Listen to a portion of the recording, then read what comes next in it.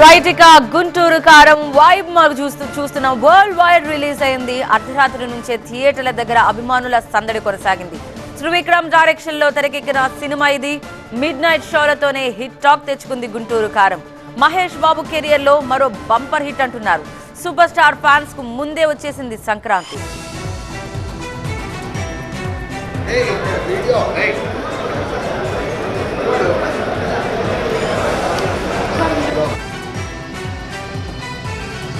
ఓ సరికొత్త జై బాబు ఓకే జై బాబు బాబులకే బాబు ఫైట్ సీన్స్ అప్పుడు కానీ ఓకే మాస్ బీజిఎమ్స్ కి బాగున్నాయి.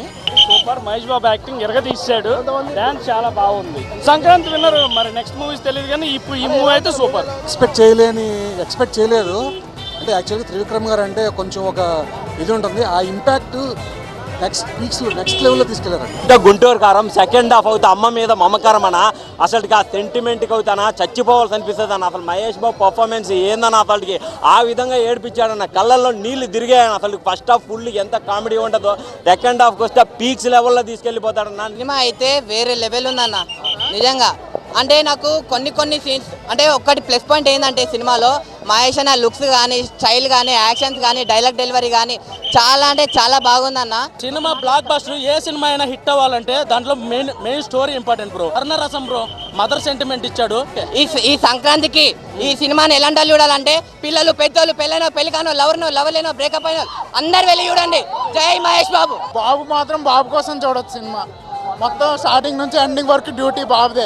త్రివిక్రమ్ తమన్ అందరు రాడే కానీ మహేష్ బాబు మొత్తం శ్రీలీల మహేష్ బాబు డాన్స్లో అయితే ఎరగదీస్తారు మొత్తం. సినిమా అయితే బాగుంది. ఫ్యాన్ స్టఫ్ ఇచ్చాడు.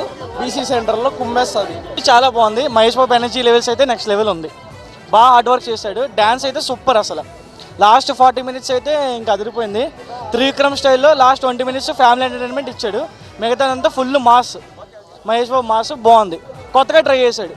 Mahesh Babu one man show అని చెప్పొచ్చు. అండ్ రమ్యకృష్ణ కూడా ఎక్సలెంట్ క్యారెక్టర్ ఇచ్చారు. ఆమె క్యారెక్టర్ ఏంటంటే మన క్లైమాక్స్లో బయటపడతా అన్నట్టు. లాస్ట్ 10 minutes అయితే బాగుంది సినిమా. శ్రీలీల గారు మహేష్ బాబు గారు కాంబినేషను మళ్ళా ఇంకో 100 సార్లు వచ్చినా మనం అసలు బోర్ కొట్టదు అనమాట. సూపర్ ఉంది. శ్రీలీల గారికి అయితే మహేష్ బాబు గారి హీరోగా కరెక్ట్. ఇంకా వేరే వాళ్ళు ఎవ్వరు కనిపించరు మనకి. అంత బాగా చేశారన్న.